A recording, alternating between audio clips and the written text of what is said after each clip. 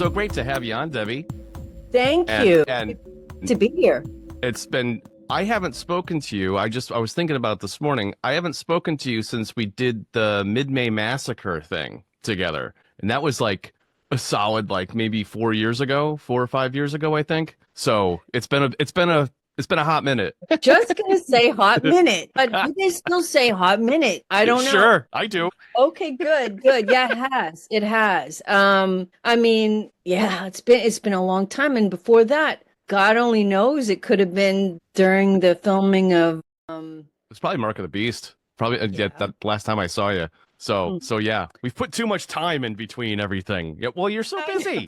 I know. So true. True. Great to see you. You look fantastic. Thank you. Likewise. Yeah. Really. Well, I turned 50 this year, so I'm, hoping to keep this youthful glow as long as possible. So keep it. Whatever you're doing, keep going in times 10, and you'll be good. You're gonna be good. So what has been happening? I'm looking at IMDb this week, and obviously not every credit is probably up there, but my God, you've got like 300 movies you've been in at this point. Yeah. How do you do it? Well, I mean, in the indie world, as you know, from being in it, you don't take 6 months to do a movie. And in which case, I imagine those types of people maybe do one a year, if that's the case, if you're working in that level, on that level. So it's just a matter of, if you're doing 2-3 weeks here, 2-3 weeks there, maybe like in the case of Trauma, it'd be 2 months, but that's the longest. Yeah. I mean, not everybody gets the Peter Jackson gig where they're in New Zealand for 2 years, right? Making one trilogy. Right. It's like, and that slag off has what, one credit every few years. Yeah. I laugh. I don't scoff at that man's art or his bank account. So yeah.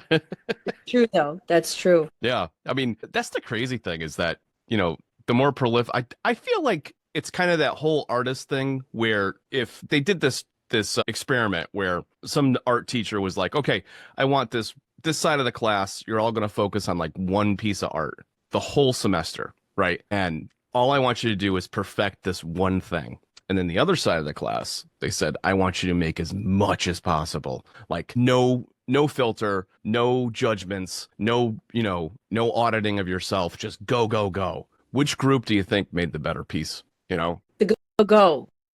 With the ones that are making a ton of stuff or the ones that made just the one? A ton of stuff. Because making a ton of things exposes you to different elements of art. And by the time you're done with that journey, you've had this massive, bat of experience, as opposed to somebody that may have, picked one thing every year, every other year, that kind of thing. And I can only imagine. Really good at like an elbow. Right. Where the other guy, and they did, credit to them, but the other guy can do 10 different bodies. Yeah. And the elbow may or may not be the focal point. Yeah. But that's what I think about with you. You know what I mean? That's how I feel about you and your career path and all the things that you've done. I feel like there's been choices you've made that are like little nuanced things. Sometimes it's comedy horror. Sometimes it's really scary stuff and like, torture porn type of stuff and like everything in between. And you've just kind of explored the whole thing.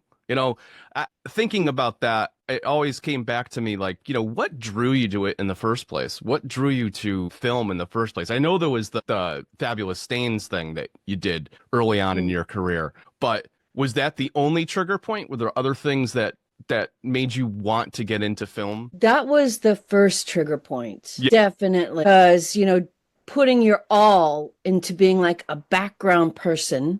It's like putting everything you had into it and having the assistant director go, hey, that was really good, out of the sea of people. I think it was the first time in my life being a homeless teen, as we all know at this point, the story. It had an effect like somebody giving positive feedback for something that I was, trying so hard and so focused and so into. So that really set it off. And then, of course, when I went to New York, I didn't have a genre. You know, I was studying, I was doing plays, I was doing student films. I did like over 100 student films and tons of plays and all this kind of stuff. And it just kind of, horror seemed to be natural in a couple of ways for me. Any kind of horror, you know, just so long as it was horror. Could be, like you say, the torture porn, the comedy, the serious, and everything. Yeah. And the reason I think, looking back, well, it was threefold, really. The first was better roles. That's sort of like the third, not the first thing that happened, but what happened was better roles. You know, you didn't have, especially then, but you didn't have great roles, especially for women, but they were in horror. Back then, it was a black stain on a resume to be in a horror movie. Really? Then. Yeah. Yeah. Now it's like, you know, the elite of the elite are doing horror movies, you know. Sure. So it's great now, but it was very different then. So it was, on one hand, it was the roles were there. The second hand, which is probably the second thing that happened, I never fit into or could believably pull off the sort of like innocent girl next door, and probably because of who I was at that life experience and everything. Yeah, like just life, you know, just life beaten, if you will, in a good way, though, because all of that happened. And the first thing I thought of when I was getting deep into the studying was, I got a plethora of stuff to use, you know. Yeah. It Could took a pull long from time. that well, right? Yeah, pull from the well. Took a long time to figure out how, because some people just have it, and God bless them. I never did. Like, whether it was writing or acting or anything I did, I feel like it took me a very, very long time to figure out how to really do it. Took a lot of attempts. So thus also the amount of work that was done. And I forget what the third point was, but I think it was really just nobody in the casting world saw me as, you know, that what was popular at that time as the girl next door for the roles that were being done then, you know, like what was going on of all the other stuff, the mainstream stuff. Then on the other side, you had stuff like Baywatch, you know, which was the big deal thing to try to get on to, you know, get your face out there and stuff. That was, in the 90s, but, you know, that's about the time we're talking about. So I just didn't fit in any particular block. So I just kind of had to make my own block at the end of the day. And so in the beginning, very, very beginning, before I even did horror movies, I was thinking, okay, like analyzing movies, what are the ones that really are exciting to me? So I kind of came to action, which is interesting, but I never studied karate or anything like that. But horror has a lot of action in it. And it has a lot of weird characters. I'm drawn to that. Action, I'm drawn to that. Weird situations, that was the norm for me. So it seemed like I the better stuff to pull from for this genre. It feels like. Yeah. And that, I mean, I come back to some of the docs. I feel like I'm a repeating, you know, a record on repeat sometimes with that, because I mean, we lived it, you know. I was a teenager and then a young adult just thrown into the whole Clerks environment is the whole reason that Tom and I resonate with that with that movie and that time frame and everything. We literally were living that, you know. That was my moonlighting gig when I had a day job. You know, it was like, okay, you know, 2 or 3 days a week, I'm going to throw a few hours at this thing. It's cash, you know, it's, you know, working at a video store. I get to watch movies. I get to catch up with some friends because inevitably friends show up to rent movies, and, you know, we see screeners of things early and everything. And it's like, well, it was like the zeitgeist for us, you know, like the movies were our life, and movies, it was so much more accessible in the 80s and 90s because of the delivery system, because of the physicality. I mean, I'm literally staring at you right now with a wall of physical media behind you. I mean, you are still, you're one of our generational holdouts, you know, like, yes, I know I want all this stuff. I mean, full disclosure, I have less and less physical things now as, you know, a middle-aged adult, just from the simple fact that it's a lot to manage, man. You know, it's a ton, but the alternative is, what do we do? What do we do going forward? How do we disseminate the art to people, you know, and that's, I mean, it's and to agree with you and then take it, I wouldn't say a step further, but a step in my direction, my view, my experience. yeah. It's less expensive to see more now with the streaming. That's the plus to the streaming. But what they've done in technology, which they've always done, this is nothing new, but they keep changing it so that whether it be CDs, whether it be DVDs, Blu-rays, and the like, they keep changing the formats. And then finally, you don't have the equipment to play anything. I mean, can you play all of your discs in the car? No, they don't sell cars with disc players anymore. Right. That's an expensive add-on. An expensive add-on and something that seems archaic. It's sort of like, you could buy that thing. And it's the same with sort of DVDs, even computers, desktops, laptops. They don't have the place for the disc. Right. You've It doesn't come as a standard. Nope, it does not. So therefore, how do you take your movie, say you were to make a reel or highlights something, now you have to buy, luckily they sell them, but still it's not cheap. Now you have to buy some sort of a modem plug-in thing.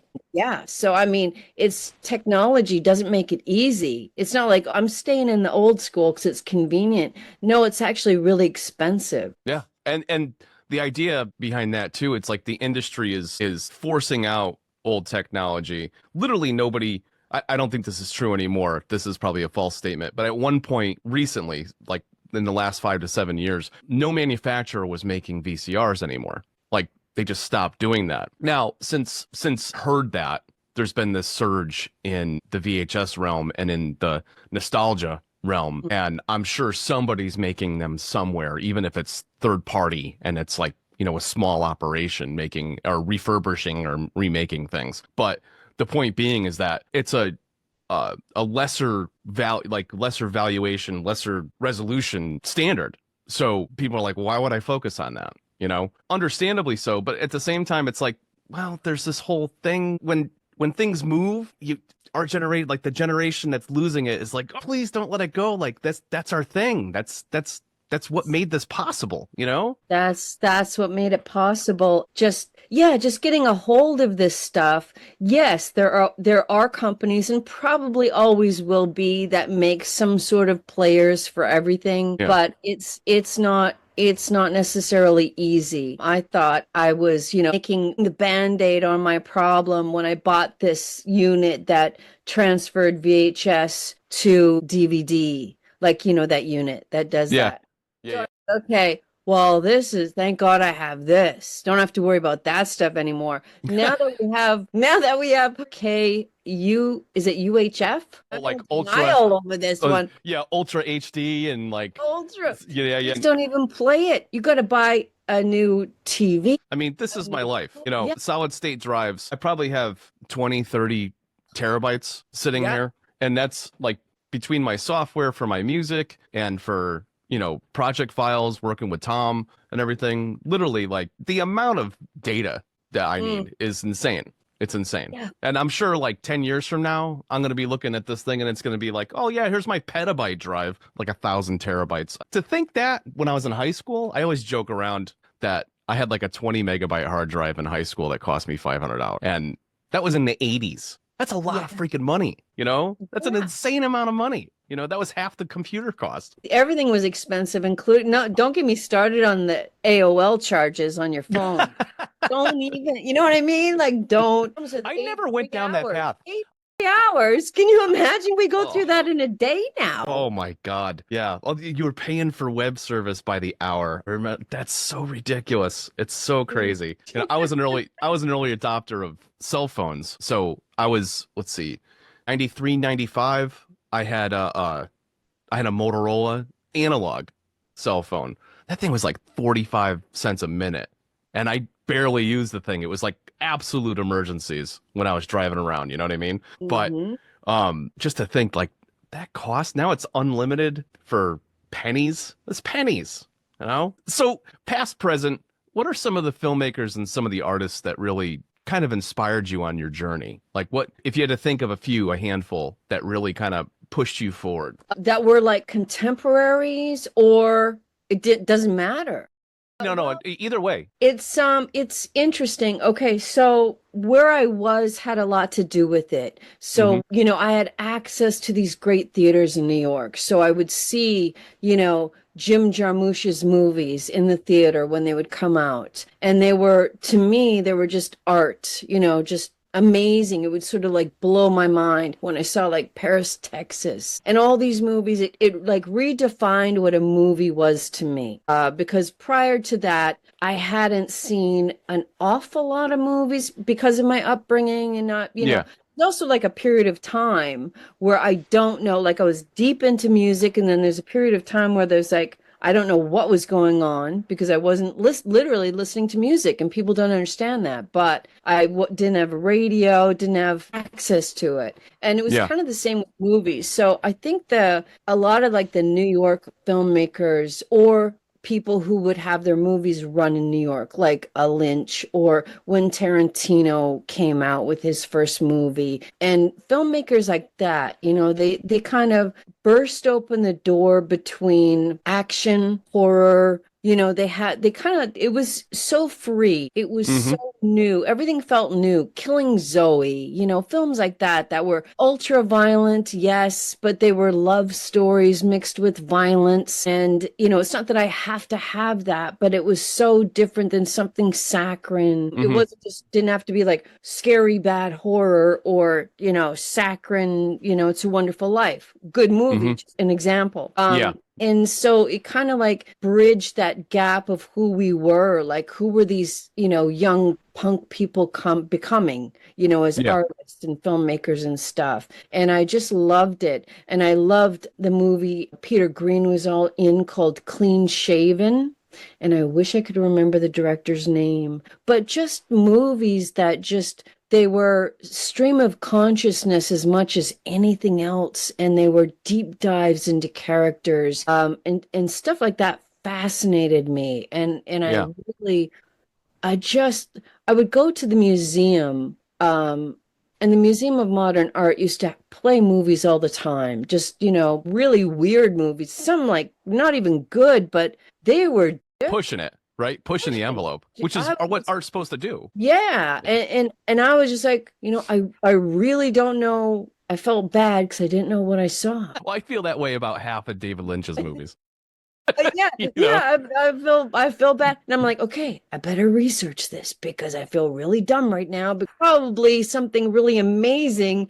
But meanwhile, it was just someone, if you were to read about it, riffing off of the feeling on a flower, for example. I'm making that up, but it's no more complicated. It's not a multi-level dive into something that's beyond my comprehension. No, sometimes it's just very simple. Yeah. Right? And some of these guys have gone on record too. Like, I think it was David Lynch specifically that was asked, like, well, what does this movie mean to you? Like, what's the meaning of this movie? And I think he flipped it back on him and was like, that's not my job. Like, my job is to create the art. And then your job is to interpret it, and whatever it means to you is what it means to you, and it sounds like at 1,000 foot to somebody that's not into art and not, I mean, how can you not be into art? But you know what I mean? Like, they're not deep into art and they don't understand like the philosophy of being in, creating art in the way that you do. Explaining to somebody what's going on defeats the purpose of what you're creating. And if like Mulholland Drive, for example, it went off the rails at one point because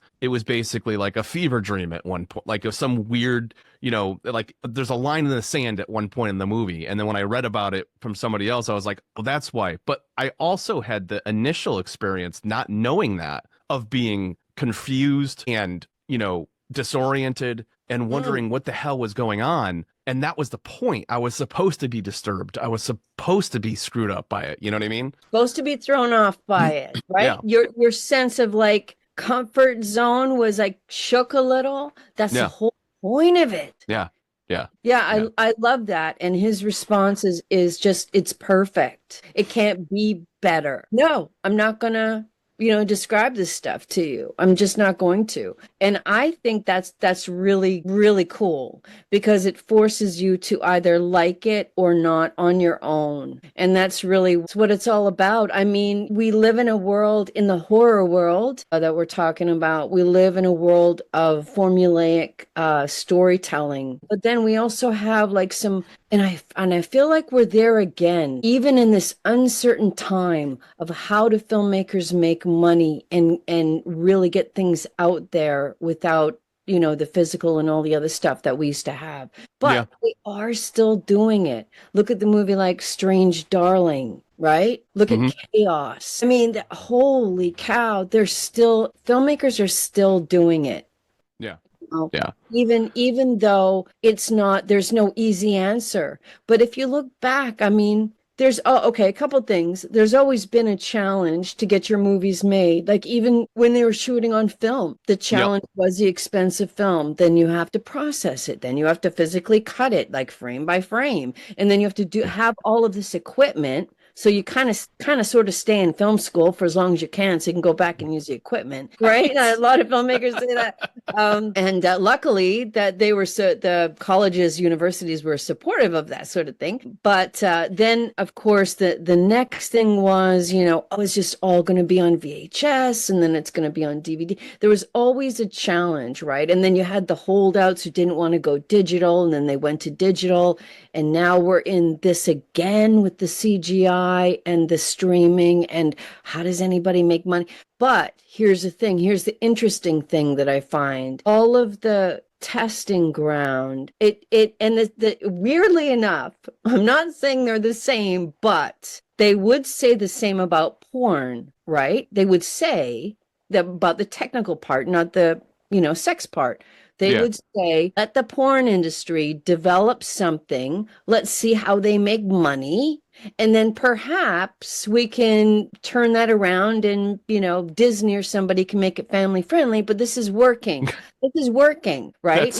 Take that. That's a crazy leap. How does Disney make porn family? Yeah, Disney's like, hey, let's do that. The guy in the basement who they always say that works there. He's, he does the research.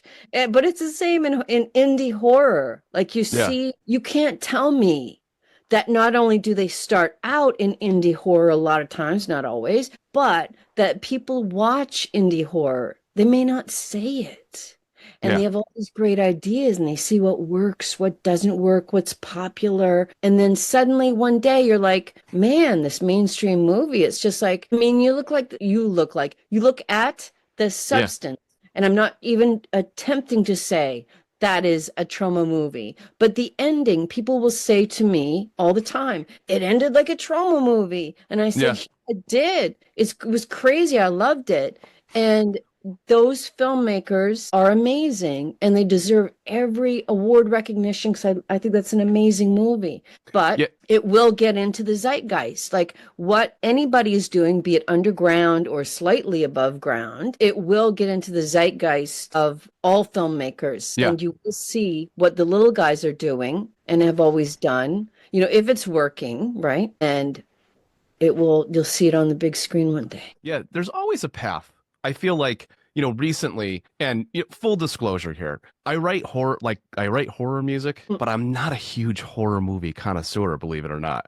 I do not watch a ton of them. The reality ones, like the Saws and stuff like that, they creep me the hell out. I just can't do it. Even though the first one has, of all people, Carrie Ells in it from Princess Bride. You know what I mean? I'm like, dude, really? Like, and it was post Princess Bride. With him being in that movie. I'm like, that's crazy. Of all kinds of movies or typical like genres of movies for him to be in, that blew me away knowing that.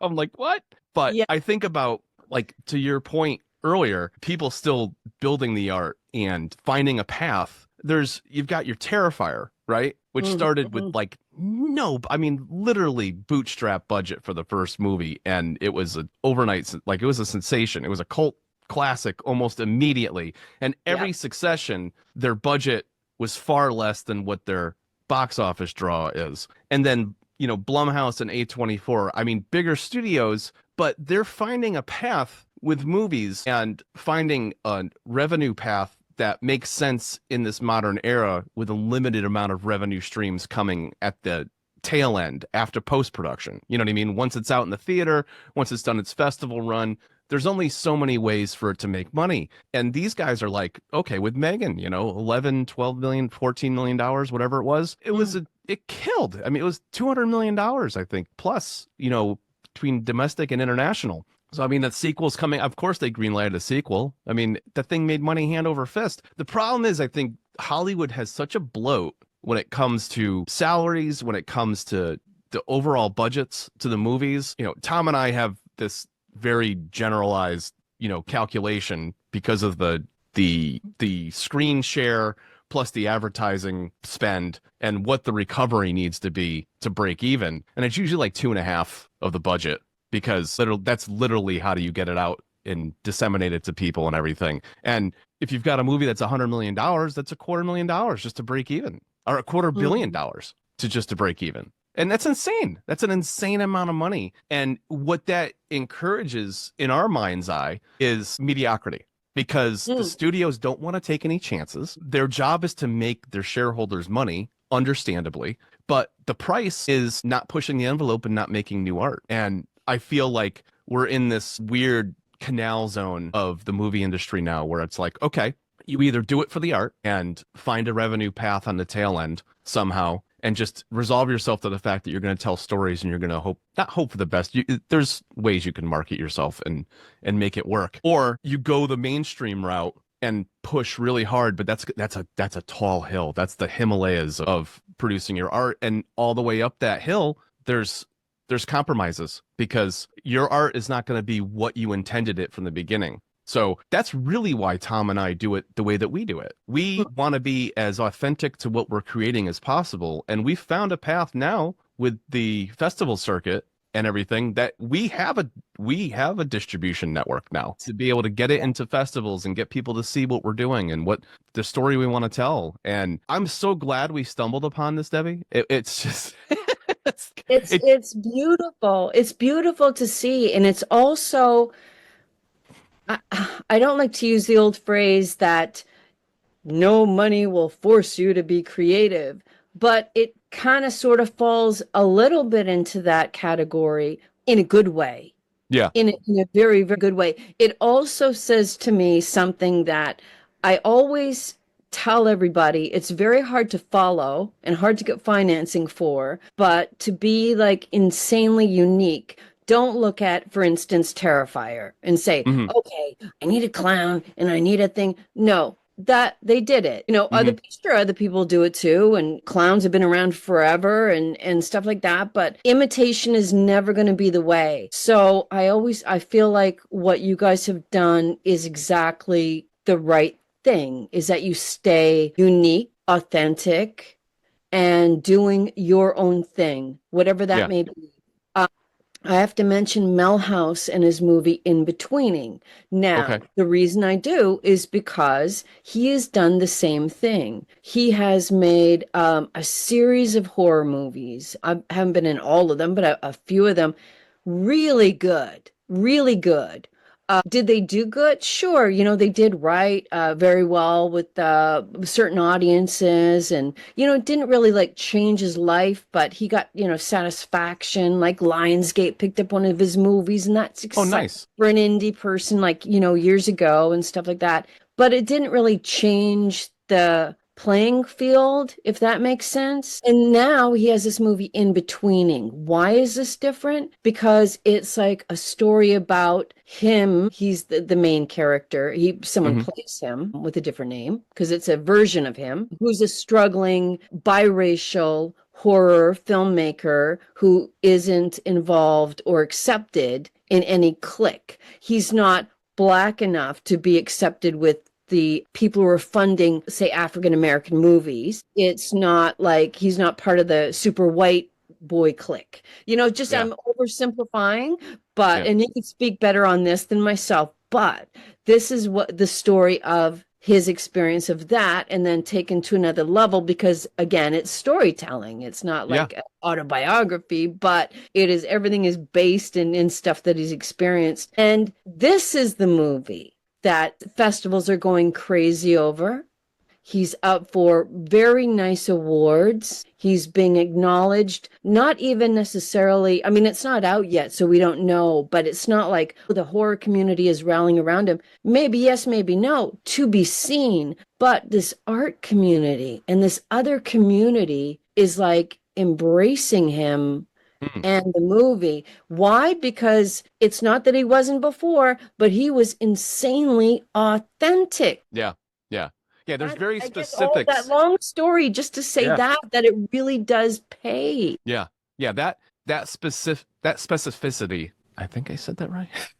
Yes, you did. Yeah. Yeah. In storytelling, where you isolate a very specific detail or specific details in your storytelling and build a story off of that, as opposed to just kind of like milk toasting it across and just being, you know, it's this, we're not going to get into the weeds. The weeds are where the story is, right? Weeds. The weeds are where the story is. There's like this little nuance. There's this seed about somebody in the story that's buried deep down below where the light barely gets to. And if you cultivate that aspect of a character or that aspect of a story and build off of that, there's so much more humanity to that little thing, the thing that people ignore and just put in their they're burying their subconscious as like part of their day or whatever. And you explore that just is compelling storytelling to me, because it's something that people just don't talk about. And it's the reason why good comedians are so good at their craft. They touch on the human element in a way that you and I think about these things every day. We don't audibly discuss them or talk about them typically, but when somebody brings it up, it's on that weird edge of acceptability and, you know, obnoxiousness. And it's like right in that line where it's like, should I say this or should I talk about this? And it's like, no, that's art. That when I move a certain way, I always fart. Like, you know what I mean? Like, you're not really supposed to say that. But comedians are so great at just like embracing what would you call that? Well, it's just honesty, what it is. Yeah. You know, that certain, the unspoken element of being alive. Yeah. I mean, we're all these like weird, gross meat sacks running around all the time, you know, like there's weird stuff that happens to these things that we call our bodies. Yeah, yes, you know? There is. You know, we have this crazy journey we're on. And, you know, it saddens me that there's not enough people out there that take the risk and take the moment to think like whatever it is artistically. And you can be an artist in anything you do, Debbie. You could be an artist in construction. You could be an artist in a freaking ice cream parlor. You know what I mean? Yes. You could be, I mean, they call Subway sandwich makers sandwich artists, you know, like, yeah, granted, it's not, you know, you're not going to get rich working for, well, maybe if you buy 100 franchises, you'll get rich working for Subway. But the point being is that you can take anything you do and imbue artistry into it in such a manner that it just becomes an enjoyable expression of yourself. And I think not enough people, most people belabor their work and they look at work as like, I can't wait till Saturday. You mean to tell me you're going to suffer 5 days for 2 days that you're not going to treat yourself well during and then go back to the same cycle over and over and over again? Why not let every day be something that you enjoy, you wake up and you're like, okay, what am I going to create today? You know? Right. And it's not as though we're talking about it's going to be problem free or issue free. It's how you deal with that stuff. Because guess what? If you're doing like this idyllic version of your life that you're not living right now, and in this world, you're making movies every day, for example, if that was what you're interested into, better believe that there's going to be, you know, mountains to climb, things to cross, and it's all how you approach it. I mean, it doesn't make everything easy and happy and great. But I mean, it's if you understand that problems are just sort of challenges and that we all have them, then you could choose, well, I can have problems and challenges doing this or that. They're still going to be there. Yeah. But it's what I'm doing while having them, what I love or at least enjoy. Yeah. I mean, anybody looks at you know, influencers, content creators that are successful and famous, you know, actors, directors, producers, all that.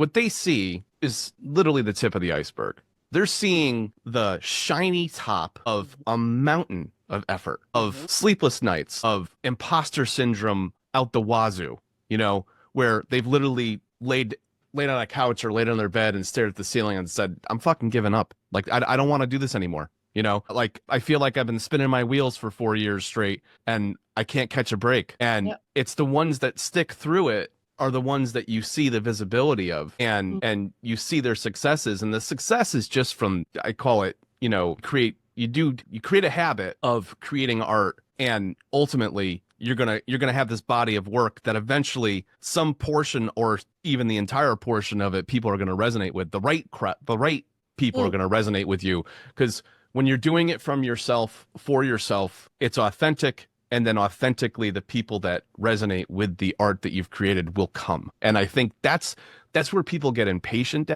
Oh, yeah. I want to be the next Kevin Smith. I want to be the next, you know, Ron Howard. I want to be the, you know, like blah, blah, blah. And it's like, no. You got to do your thing.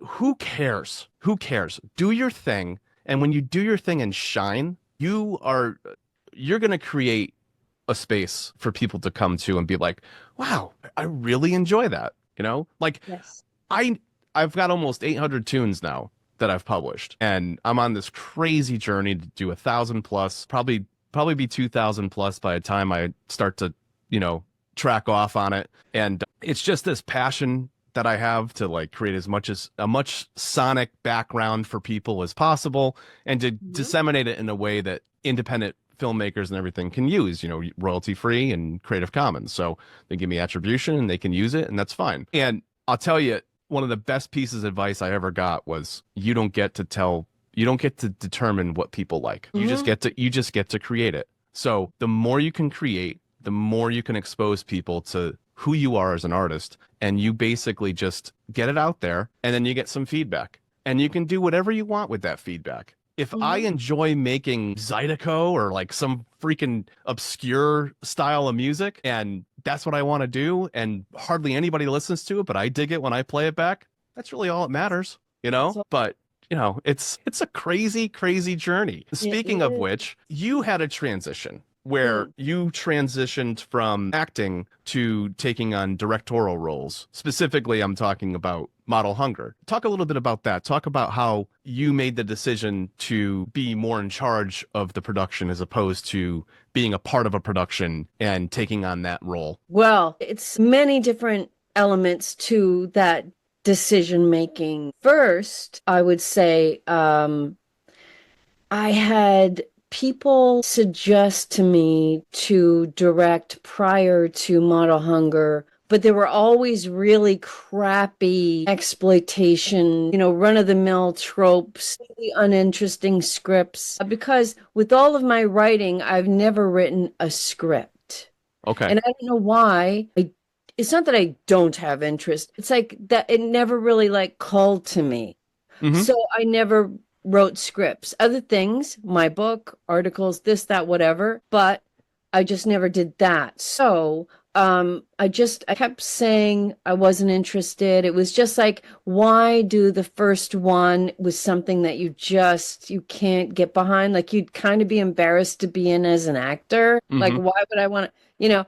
So I kind of passed on that for quite a while. And then I had my head down doing my thing. And then James Mogart, who had done Wonton Baby with me, who Susie Lorraine had hooked me up initially with, an amazing human being, Susie Lorraine, just very rare. Like for all the times I've put people together, it's very rare when you see it. And she's one of them that does that has done that. And just an incredible I have to give her all the credit in the world for doing that. He had a script, James Mogart, and he sent it to me and he said, just want you to read it. And we just had come off of Wonton Baby. And so I read it and I thought, wow. I said, that's really, like, it's not very often that I get a script that I don't have to, and when I say force, I don't mean that in a negative way, but I can't put it down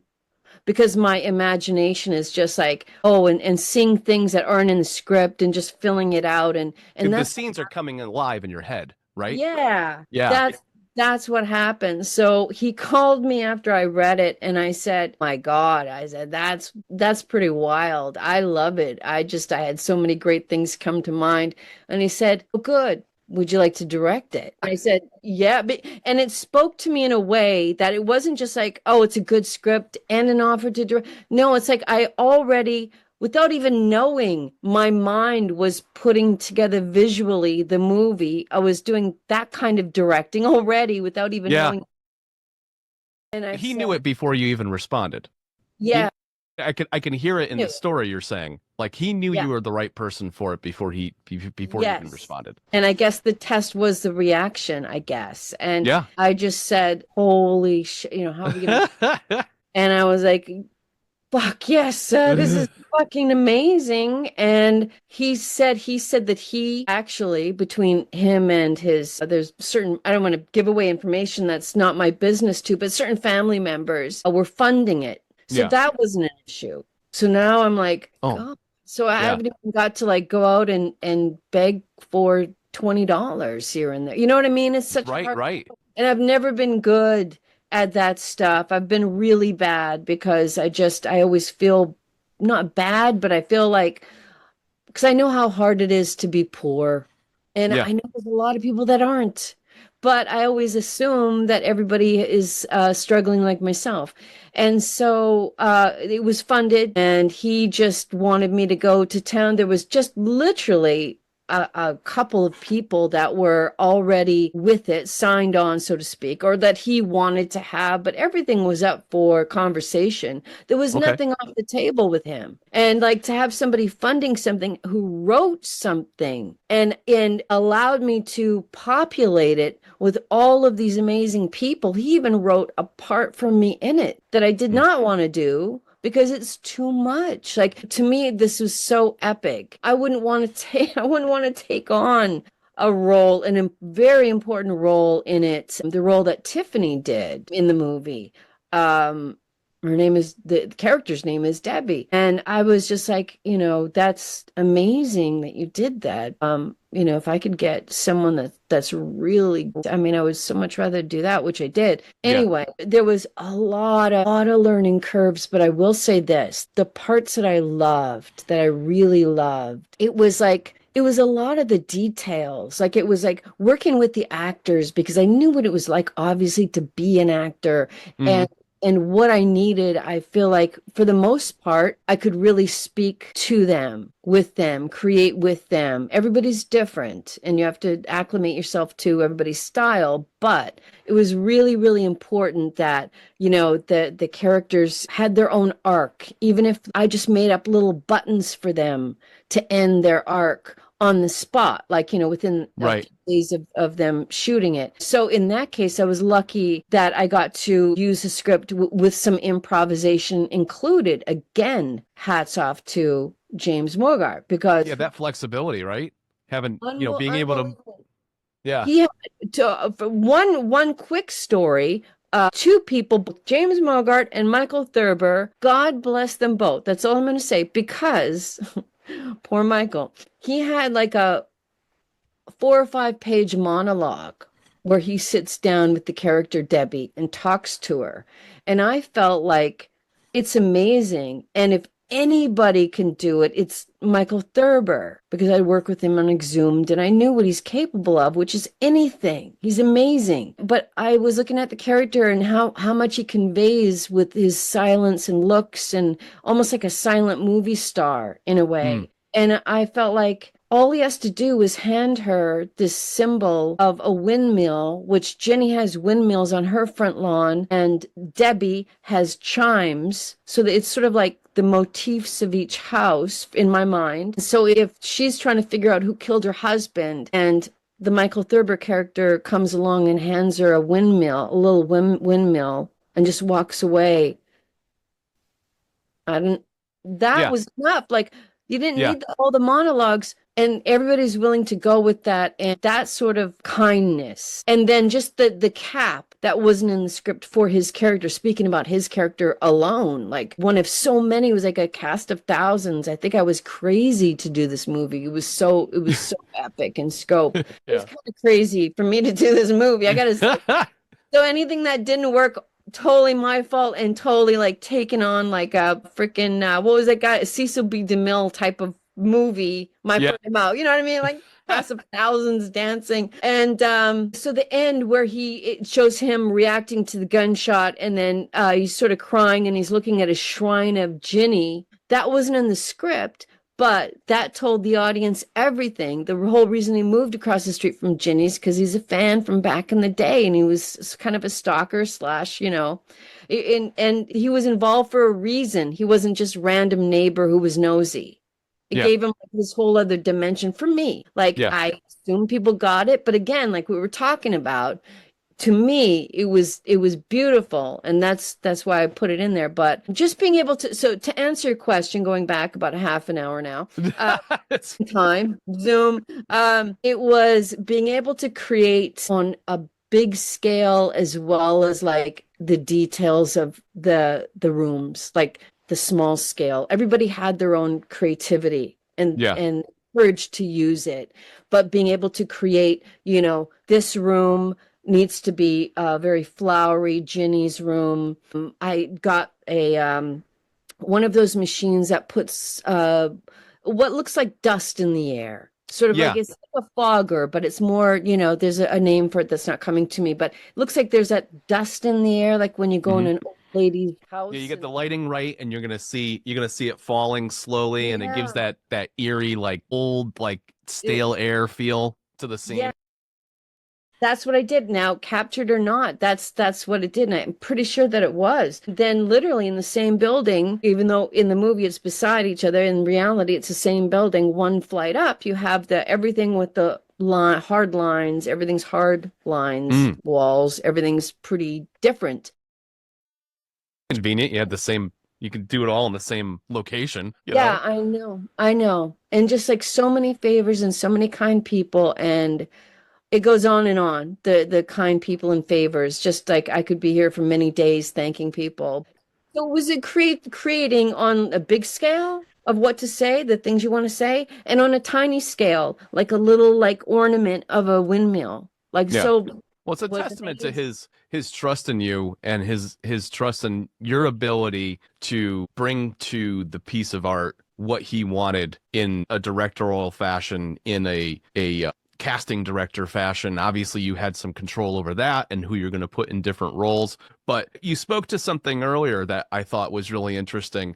The director and like the DP and everything, like their jobs are to see the vision of the whole project, but they also, like most people don't realize the extent of this, but it's non-linear. You shoot a movie all over the freaking place, and it all has to do a lot with like people's availability, the site availability, where you can get to do the shot. So that character arc is incredibly important to be consistent, and that's a lot for a director and DP and everybody like to have to focus on. It's like, okay, this is 3/4 of the way through the movie, and there's high tension right now, and we're on the first day of the shoot, so we have to push your excitement and your energy to that level, and some other day it's going to be real somber and like low key or whatever. But like that's a whole different thing too. Like you're like this puppet on a string, as the actor or actress, and just like it's not like life. It doesn't go from point A to point B. You've got to go all over the map. So that encouraged, like that to me is a huge skill. Like being able to pull that from somebody in the director seat, like that must have been quite the thrill to be able to pull that off. It was. And again, I'll say like so many kind people were involved with this. So that's why I have to say that before answering almost every question, because there was so many, with all the issues and problems, as everybody always has. This is nothing new, but there really was some people working so hard on this. To speak to that, one of the ways that I found what you just described to be true and successful was that when Tiffany was doing the character of Debbie, so I would tell her, you know, we'd talk about the stuff and she'd do it like beautifully. And she, at the end, she said, I just feel like I forget how she worded it, but it was something along the lines of, I just felt like I kind of moped a lot, you know, doing it in my actions. I hope I didn't come off like, you know, concerned about that. But I knew what I saw and I said, no, Yeah. it may feel like it. It may feel like it, but no. And then she said, after seeing it, she said, no, it was like, it really was a full, like, embodied three-dimensional thing. And she was surprised that she didn't come off as just this sort of like always sad, moping. That's my word, you know. Yeah. That sort of a vibe. And I was like, no. It sounds like the conflict internal had an external, like a multitude of things being expressed externally. That's a hard thing to convey, right? And it sounds like she nailed it. She nailed that internal conflict that came out as like, oh, I'm going to put on a pretty face. I'm going to be a little mopey. I'm going to put on a pretty, like both of those places and seeing a character kind of wash between that. That's just like, like what I saw something really like if a character that can force themselves to cry is so much less of an acting event than watching a character in torment that is on the verge of doing it, but doesn't actually do it. And you can see the pain. You can see them holding back an emotion and getting that right on camera is just, it is like 1,000 times more powerful to me. Cause I feel like you can grab an onion and then roll the camera and have, you know, full faucet. Right. And sure, great. But you're not going to have the emotion behind it, which the emotion is, that holdback is like, I don't want to feel this. I don't want to feel awful, you know? But everything you're saying, Tim, is so damn insightful. I can't even begin to tell you how on the mark you are. Why do I say that? For that movie, I say it for my entire career evolvement. What you just said nails the whole thing, because when I started, I was, again, I'm saying this again, sorry everybody, but being a kid from the street, the first thing for literal survival is to shut yourself down with a brick wall. And I mean a brick wall, like nothing less and nothing less strong. Like the most strongest brick wall in the entire world, bigger and better than the one that they're putting up between Mexico and US. Just saying. I mean, whatever. That's a joke.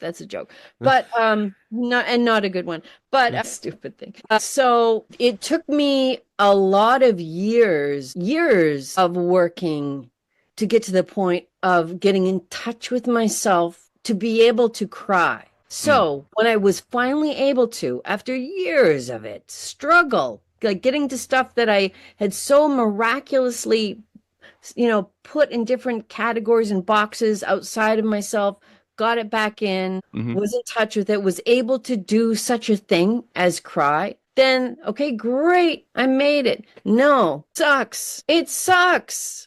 Congratulations, you're able to do it, but that's it. You don't want to see the actor acting drunk. You want to see somebody, like they do in real life, try to act like they're not drunk. That's what we do. So when we're about to cry in real life, and it's not like, well, unless you're alone, maybe you're going to try not to. Right. So you have to get that level, what you just said. So it's one level. Some of us are very lucky and like we're already there. I see actors that are like 19 and they already got this all that took me like 20 years to create and build and get to because of my life situation. It's not my fault. It's just the way it is. Some people are born with this stuff and God bless you. I'm envious, but in a good way. Thank God you didn't have to go through all that. But you have to be able to get there, to be able to act drunk, or work on acting drunk or crying or whatever in love. But then you have to do that realistic thing, which is you're trying not to. That's when you get to true human behavior. And that's what you just said. And that's why it's so. Well, thank you. Hiding that vulnerability, right? None of us want to be vulnerable to.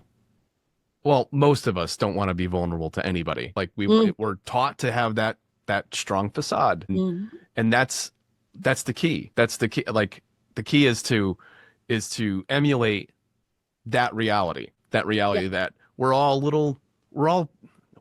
little kid inside an adult that still is worried about what people think. And, you know, as I age and as I do more and more art, I think about that less and less. I don't think it'll ever be completely gone. I don't think I'll ever not battle with imposter syndrome and that kind of thing. Full disclosure, you always wonder if somebody's going to appreciate your art or if you're good enough, even though plenty of people tell you otherwise, that they enjoy what you're doing and they resonate with it and everything. That's one of the reasons I go out and with content creators, I don't care if they have 1 follower or 1 million, I'll go out on YouTube and stuff and do a search of my music and see what people are doing and comment on their channel and be like, oh, it's really cool. Thanks for using my stuff. I appreciate it. It's overwhelming what that interaction does, Debbie. It's like, it's the most, like, first of all, most of those people come back and they're like, dude, I should be thanking you. I didn't have to pay for this. You know, if I went out and used a Taylor Swift song or, you know, Michael Jackson or whatever, I'd have to pay a huge royalty and blah, blah, blah. And I'm like, yeah, like, you know, a huge, you know, licensing fee, sync license, all that stuff. I'm like, no, my idea is there's people out there that want to create something. I want to give it a sonic narrative and let's connect. You know what I mean? Yes. This guy back here. Sorry, he's distraction. No, he's not. I love him. My little guy, Woody, he's around, but he's probably sleeping. I mean, that's their job, right? Their job, because they're walking the perimeter every night. That's right. So beyond the evolution to director, beyond your prolific background and prolific movie catalog of work and body of work, you've also what's that? Thank you, Tubi. They seem to be the place that's like curating it all.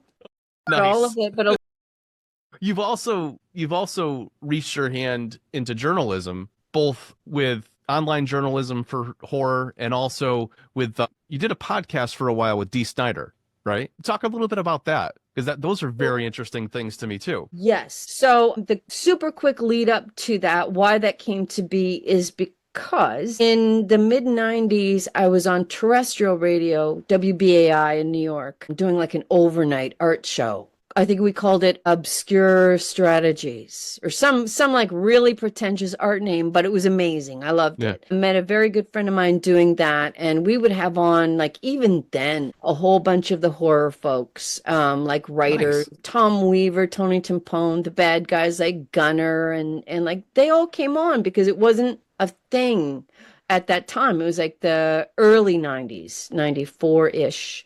And then I worked at it was Pseudo Radio, the very first internet radio station ever.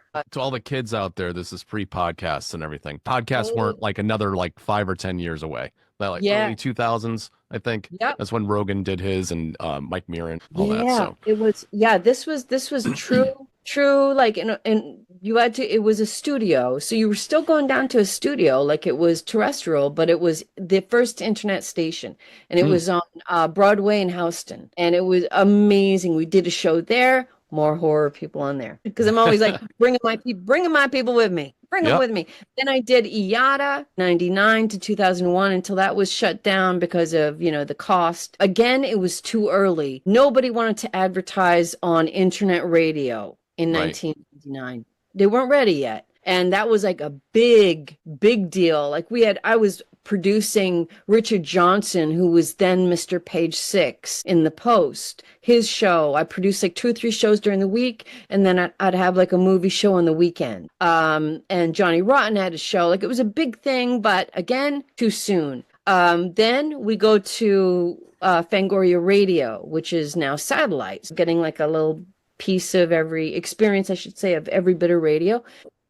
When Scream, it was a company, unrelated to any magazine or anything that exists now, had bought Fangoria in, like, I want to say 2005-ish. In 2006, I was talking with Mike Costell, who was also working there, and I said, we got Sirius, we should get on Sirius and do a show. I mean, this is really what we should be doing. I mean, that gets the word out, Yeah. the magazine, everything else. And so we proposed it, and and here's a funny thing. You're not going to believe this. And this is not me putting anybody up or down. This is just the way it happened. As they said, this is the way it happened back in 1900. When we proposed it at first, one of the people we proposed, they weren't going to be coming to New York, but they were considering doing it by, having the equipment in their home. And that was Bruce Campbell. And they said, and I kid you not, the powers that be 2006 said, "Who's Bruce Campbell?" "No, we don't know. We want a name." Like, I was the co-host and producer. Mike Costello was the other producer. So you had a producer and co-host, but they wanted like a big, and I was like, oh my God, they don't. Do you not know who this is? My mind's like exploding. I'm like, okay, well, I don't know who the fuck they're gonna want. Who the fuck are you gonna know? So even I suggested Joe Bob Briggs. I said, he's fucking great. He would be amazing. He's New York City based. Right. Well, take one train. And he came down, and it didn't go too far because I think he was concerned with, whereas he had his shows, and then of course has his current one, he was thinking in terms of every single thing is like very written out, like he used to do his shows. Like he used to spend. So when you get him, you get like someone who writes everything. He's amazing, but like it's sort of like an off the cuff kind of thing. You're just like, I wouldn't say it was casual, but I would say that it was, 20-minute interviews for 3 hours. That's really what you. Yeah, like loosely scripted, but then let's gather whatever happens, right? Yeah. Whatever happens, they're on to promote something, and interviews are not like 2 hours. You know what I mean? Yeah. And that's not a put down. I'm just saying, like now when you're on a podcast, that's the 1 or 2 hours you're going to put in. Then it was like, you've got either 10 or 15 minutes, and then that's all you got. Yeah. Well, it's late night interviews, right? Late night talk shows. That's what that is. Exactly. If you're lucky. If you're and if it goes well, because it didn't always go well, but it did make really good radio when it didn't go well. So then that didn't come to be, and I can't remember why, but I think that was because of how Joe Bob felt about. He didn't really, he wasn't really down with the format, or I forget. Anyway, next was Dee Snider. He was a rock star. They're a music satellite radio station, and he's like a well-known guy. He loves horror. He made Strangeland. So he loves horror. He's a rock guy. He's a knowable name. Okay. So now they're really interested, but they want a test show. So we do like a 3-hour test show, not for air, but just like the whole thing, had guests on, the whole bit, read ads, everything, like it was live for real. And they listened to it and they said, yeah, we really like that. Those two got chemistry. Prior to that, I didn't know if we were going to have chemistry. I thought, this front guy from Twisted Sister, I listen to punk. You know what I mean? Like, what's this? And he's thinking, oh, some scream queen? Like, what? She's stupid? Like, seriously, he's said this. Like, we've had this conversation. So this is like not new information. So we both have all these prejudgments. And then as it turns out, we have this like mad respect for one another and got along great. He says, she's really fucking smart. And, she's not this idiot. And then I'm thinking, he's funny, and he's like self-deprecating. He's also a front man. He's cock of the walk when he walks in. Don't get that mixed up. Never. Yeah, that's right. But he's an awesome guy, and he's friends for life. If you're a good person and you're not like a whatever, friends for life. And so anyway, the show went on for 4 years, and it was really exceptional. People still like it. I mean, if it existed somewhere, I promise you we'd be able to sell discs. Yeah. Is it archived on that on Sirius, or was it all live shows at the time? Oh, I mean, I would bet you that Sirius has the archives. I would bet you that. But it's not on demand anywhere right now. It's not. Yeah. No. And the thing is, like, when it ended, it was an internal issue. It had nothing to do with the show being canceled. They wanted the show to stay on so much that after it unofficially ended, it was paused. They played repeats for 6 months holding the spot. Wow. It was a Friday night in, what they call the fishbowl, which is the three-dimensional glass piece in the center of Sirius, 10 p.m. to 1 a.m. Eastern time. So it was a good time. It was late, Yeah. but it was a good time. Well, it fit that genre and the audience that would listen to it, right? Yeah, it's good time for them. It's like, yeah, exactly. But yeah, that was all because of internal shenanigans, nothing to do with the show itself or Sirius, which is now Sirius XM. It was just Sirius then. Yeah. Before the merger. But it was amazing. Amazing. I mean, some of the best times I've ever had.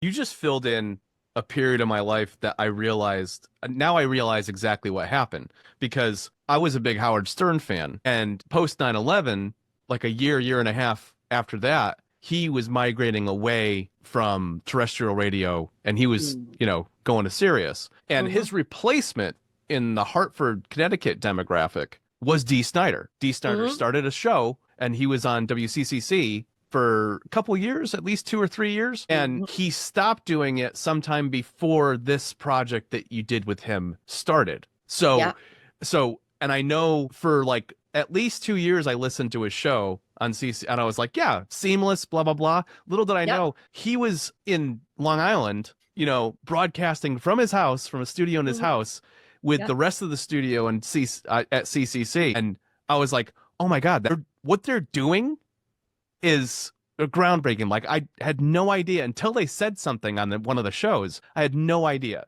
that they were doing that. Now you can do this. I mean, you're in Canada. I'm in Florida. We can. Doesn't matter where we are. We can make content. We can make a show. We can talk about the things that are important. And probably they're important to us, and maybe some people that are listening. Hopefully you're getting some enjoyment out of this. We're having a blast. That's right. Yep. That's it. So that's pretty you're neat. Right. That's one of the amazing things about technology. And the plus, there's a lot of good stuff. Like what came out of the epidemic, the pandemic, besides a lot of people that we know that passed. I mean, there's putting that, I'm not saying aside like it's meaningless, but I'm saying besides the horrific bad stuff that we all know and touched all of us, creativity wise only, it actually opened up a lot of stuff because suddenly people were doing film festivals online. They were doing podcasts online. They were saying, shoot yourself, just do some audio for this film. And I'm not saying that's better than working in person, but it showed everybody just how forcing your hand in a situation, you're going to get creative.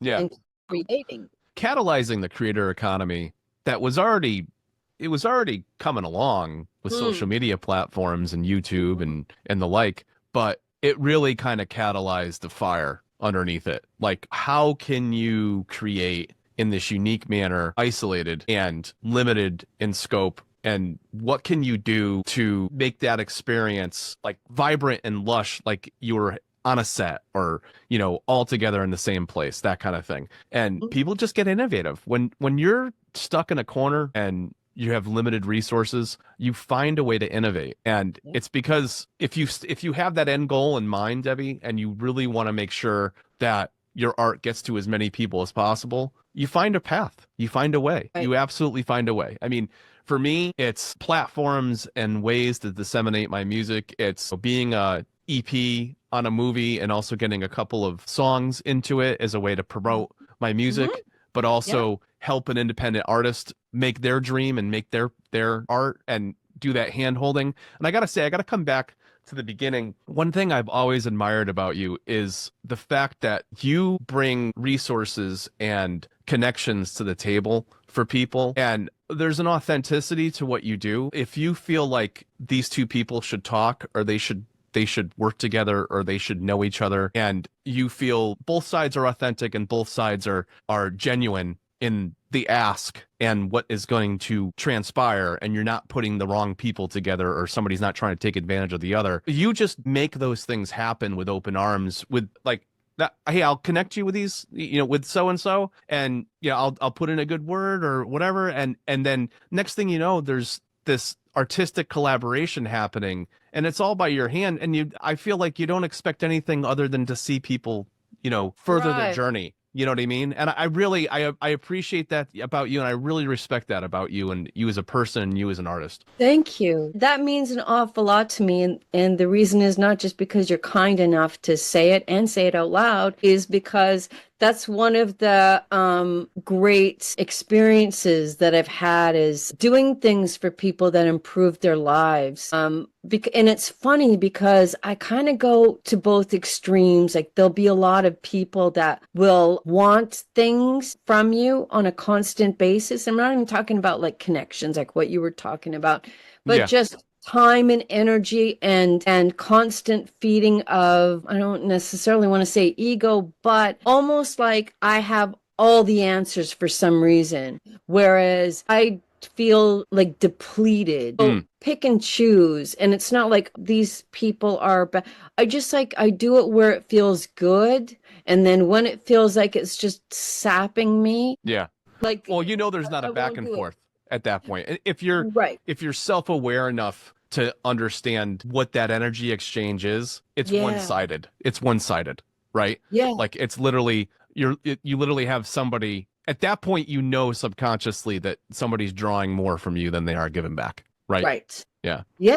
And we all have it, no matter who you are, what you do. Like, we all experience this. And there's even people that have, and I'm not even talking about, the same people that you're bringing up here, for example. But this sort of bottomless well of energy and time and all that kind of stuff, it just doesn't exist. I mean, I enjoy putting people together because it doesn't take a lot of effort. And then if something wonderful happens, it, like, literally brings me joy. It's like on Christmas. I love giving more than receiving. I love to see people do something for somebody, and it brings like such joy and gives me energy, and I'm like, oh yeah, this worked, as though it were for me, but it's the same joy, but when people are just sort of, I don't want to I guess I don't want to go down that road when people are sort of, but it's a negative thing, what I'm referring to.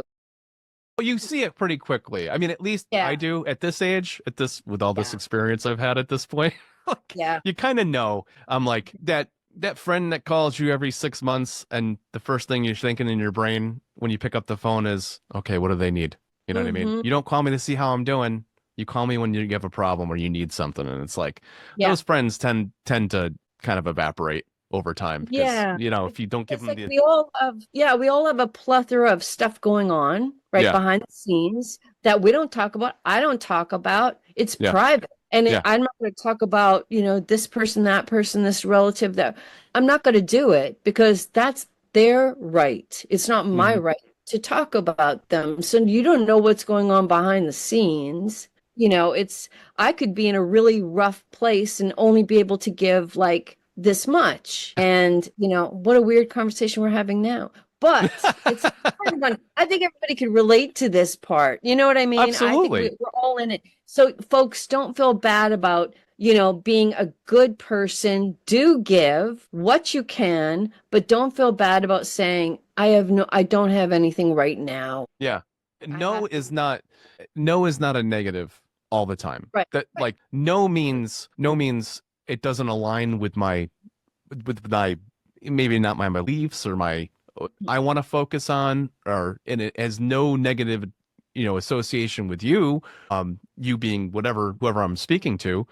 It's just, no, that doesn't. When are we going to tell Tom that we're really talking about him? I'm joking. I'm joking. I think I rarely say. I'm sorry. He's so gonna love this part. You kidding me? I love Tom, by the way. He is so positive. Yeah. He's fantastic. Sorry. It's very rare. It's very rare that I say no to Tom, because it's just, I mean, he's my best friend, first of all, and also it's rare that there's something he wants to do that I don't want to do as well. So 98% of the time, yeah, dude, I'm on board, whatever. And here's the key, and it's my secret, and he's going to know it if he listens to this, which he's going to. So I only say no when I really mean it. So it's kind of like the sky is falling, Chicken Little thing. You don't cry wolf all the time about stuff. Like you trust the process, you trust the creative process, you trust the vision. And I do that even sometimes when I feel like I'm like, I might have encouraged him to make a different choice, but I think I don't want to mess with that with you. I don't want to like that's not a hill I want to stand on, right? But every once in a while there's something and I'm like, I don't think you're going to be happy with that in 2, 5, 10 years. I think you need to revisit that, and I think you need to change that or change your perception of how to convey that. And if you don't want to do that, if it means something to you, I'm still behind you 100%. But something tells me that's not you being you. That's not you being authentic. And I say it in a way that it's critical but encouraging. And ultimately, I'm behind you no matter what. I'll tell you 9 times out of 10, he revisits it and he's like, you know what? You're absolutely right. You're absolutely right. And thanks for calling me out on that. And he does the same thing with my music, you know, but more often than not, I'll give him something that I feel inauthentic or, you know, I don't know. I just feel like it's not living up to a quality or a capacity that I think would be right. And he's like, dude, this is the best stuff. Half the time that like 3/4 of the time I have that hesitancy and that sense of like, dude, I don't feel like I'm creating anything worth listening to. He's like, dude, are you kidding me? Like, what are you talking about? I'm like, well, maybe I'm making too many things at once. Cause I mean, when you're on a journey to fire out another 200 songs before the end of the year, your brain goes, you know, it just like, oh my God. Remember, well, I just want to cap that. That's a great story, but let's cap that with Tom is fucking awesome. he's a very positive force. Like in my life, I think of Tom, I think of, you know, light positive things. I'm not immediately weighed down with, whatever. Yeah. Wonderful force to have in your life. I've seen it over and over and over and over again. Every time I've had a great time, even the unmentionable times. Well, we did the comedy stuff, whatever. Yeah. We're not even going to mention that. But I'll just say, a riot fest. Good time. Always. Yeah. And I mean, like, and for your journey, I feel like the whole analogy at the beginning of focusing on one song versus the 2000, I think you're going like the same sort of journey. Yeah. Very popular word nowadays. Journey as but with music. Yeah.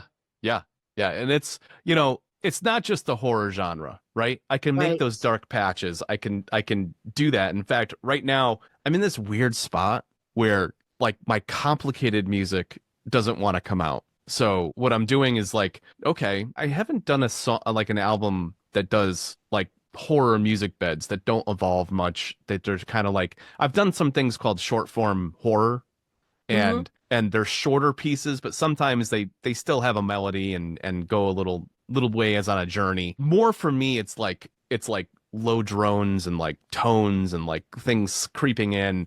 Like I'm looking to do like a 15 to 30 track compilation of that, because that's like one of those things that an editor can just listen to a batch and like, oh yeah, this does the thing. I know it's not going to do much more than this, and I need it for 30 seconds, you know? And that has value to an editor, right? Knowing that they're not going to have some weird cue sneak in, you know, 25 seconds in where they got to go, oh, fuck, I got to loop it and I got to do all this stuff. No. I'm going to make it simple for you, you know? And that's one of my big journeys with this. Useful. Yeah. A lot of what I'm trying to create is utility based, so that the end user and ultimately the productions, the content creators, the movie makers, the TV shows, everything else, they have a resource they can go to, and it's batched in a way they know what they're getting. When you see like an 8-bit video game album, like, yeah, they're all going to sound like something from an old like Atari 2600 or like a Sega Genesis or something. It's going to have that sound to it. Like, oh, here's a lo-fi album. Yeah, it's going to be chill. It's going to be these slow back beats, like low resolution, just boop, doo, you know, like you could study to it or whatever, you know, as opposed to like somebody releases an album and they write in all these different genres and the album's all over the map. I try to create a path with all my stuff that is utility and it's easy and it's accessible, you know, to whoever needs it. And ultimately, if they still have trouble navigating it, I'm like, hey, you just reach out to me. You know, you need a batch of things, I'll show you how to grab it. And if it's not in my collection of things, I'll make it. Like, you know, as long as I've got the time for it, I'll put it into my filmmakers listening. You have like the most amazing resource right here, right here. I mean, and you know, Harry Manfredini does it, but for money. Like he's got a site where you can buy cues on his site, and that's great if you want like the classic Harry Manfred. But this is like true art. It's even better than barter art, you know, where somebody's doing something in exchange for another piece of art or something. This is like supportive music. There's no running around. There's no like, well, if I use 3.5 seconds, I can get away with not having to pay. Now, there may be something where you refer to a song like in a documentary where you may have to do that sort of thing. But here's like a place, Tim's site, where you can go and get your cues and music and all that stuff that you need that you're wondering about. What are you going to do about? And here it is. It's literally just, you know, attribution. All you got to do is throw me in the show notes if it's online or in the credits, and that's it. You know, that's it. And there's other systems in place that help make sure I get paid. That doesn't involve the creators and the creator side of things. It's more the societies that look out there and they're like, okay, it's on this platform and this platform gets ad revenue and a portion of whatever goes to the various creators on here, and it's either the channels or the music that they use and all this other stuff. And it's complicated because every platform is different. And you know, I'm still building that revenue stream as we speak. But I'll tell you, Debbie, doing it this way, when you have the paywall and people have to pay to play something or pay to use something, I mean, like 99% of your audience gone. They show me what you got. You know, like I can't commit without knowing what's going to be on the other side of the equation, you know? So, but it's opened up a world to me that, I mean, what else is this stuff? It's just going to sit on my hard drive and what? Do no work? Like, why would I do that? Exactly. Why would I do that? I'd rather it be doing work out there and giving people joy than sitting in my house and doing nothing. What's the point of art? Yeah, both you and Tom are pioneering new ways of acting, like creating, I should say, not acting, in the current creative society. And that's what I see. And that's what's so fascinating to me, because including myself, I mean, we'll all talk about the hurdles, the don't really know what to do, and things have changed. And that is a thing. That's not less of a thing. However, you guys are like creating these new venues of ways that you're saying, okay, this is the mountain. Might either climb it, or I might make a tunnel through it. I'm taking this on. And I love that. That's the I mean, we don't have a choice, right? No. As creators, we don't have a choice. I'm not in a position, my life is not on a journey where I can move to like New York or LA and push my music agenda, so to speak, or try to peddle my wares or whatever. It just nothing about that gives me the warm and fuzzies, because I know it's not the path I need to take. It's not, and it's not the audience of users and creators that are ultimately going to use what I have, what I'm creating and what I'm making available. So knowing that I'm filling a need in a space that's in need of it. And there's some people will argue that, you know, with AI music coming and everything, there's this whole wave of things happening. Even the AI video generation and stuff. There's fear. There's lots of fear smoldering around. I imagine you've probably even seen some of it yourself in industry, worried about, you know, okay, they're gonna model somebody very similar to somebody that's very big on the screen now and just do freaking, you know, 3D video generation of this person and eventually be able to do an entire scene, if not a whole movie with these people. But I still feel at the core of my course, first of all, none of my music has any AI element in it. It's still what flows through me. And my core catalog will always be that, with the exception of maybe occasional ideation of melody and stuff, but not an entire, like you can go to Suno and make an entire song. It doesn't have the soul that I know from a Even person. if it's strangely amazing, like let's give it the best of it some credit. Yeah, for sure. It doesn't have the soul. What I'm seeing now, just the beginnings, and it may not matter to some people, but it matters to people like me. For example, a few years back, I saw in a record store a CD, Harry Connick Jr. right on it, no sound tuning or no voice tuning sound. Auto tune? Yeah. Sorry, I'm so Yeah. sorry. No auto tune right Yeah. on the fucking package of his music. And Right. I was like, I love that. Not because if somebody else wants to do it, I don't think they should be able to, but he's saying no auto tune on my CD. Cool. Yeah. So if that's what I'm looking for, or I dig that, that's a plus. Now I'm seeing on various things that are narrated using like voice actors, or it could apply to anything. The bottom, like on YouTube, it will say, no, not generated by AI voice, authentic human Right. voice, however they phrase it, but they're saying it. So I can choose to appreciate it more, only listen to that if I want. But so I am seeing like a little bit, I don't know if it's anywhere close to being a fair playing ground, but you are able to see that, people are making a point of saying, some of the platforms that I host my stuff on, I have to disclose that, there's literally like before you can post to YouTube, before I can post to Pixabay, any of those places that my music is on or the video I have that has my music in it, you literally have to say, is there any AI component associated with this? Okay.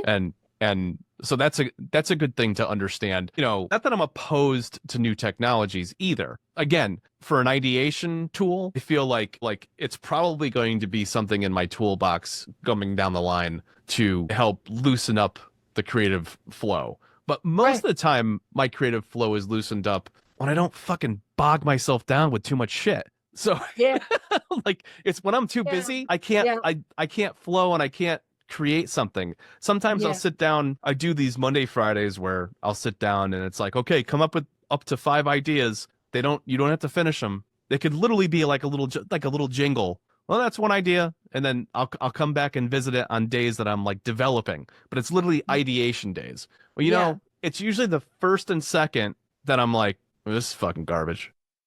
And then I hit then I hit the third or fourth one and I'm like, oh, that's kind of neat. I wonder if I put this over this and I do this. And then I blink, 2 hours are gone and I have 80% of a song done. And I'm like, where the hell did that come from? You know? But it was like, it happens with the writing too, by the way. Yeah. Same thing. You get bogged down.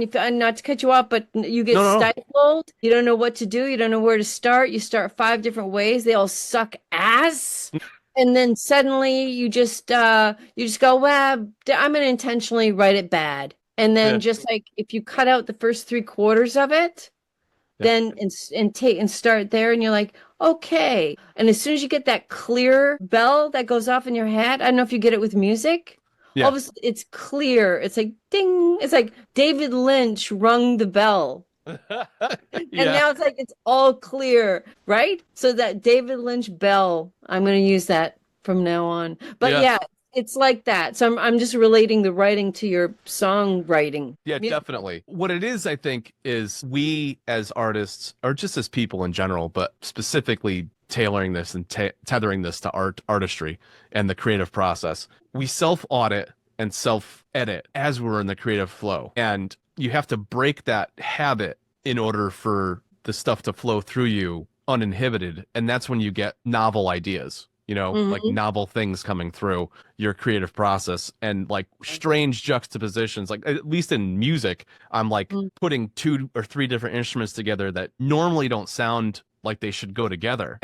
But suddenly this horror tune has this weird instrumentation that I've never heard before. And I'm like, I don't care if anybody ever uses this. I kind of dig the fact that I actually thought this through and made this a reality. And hopefully somebody does, because that would be a really neat sonic background for something, And that's just like, I just groove on that over and over and over again, That's the creative process. That's why I love you guys so much. We have that common, like, that I love it and appreciate it. And when it happens, it is like, again, Lynch says, it's like catching an idea in the air. It's just like, You can't plan it, but you could work, like Stephen King says on the other side. You could work constantly enough so that you are catching ideas and thoughts and inspiration. You're not just sitting around not doing, waiting to be hit with it. You are actually creating, even if it, it's that though. You have to put in the work, but creativity will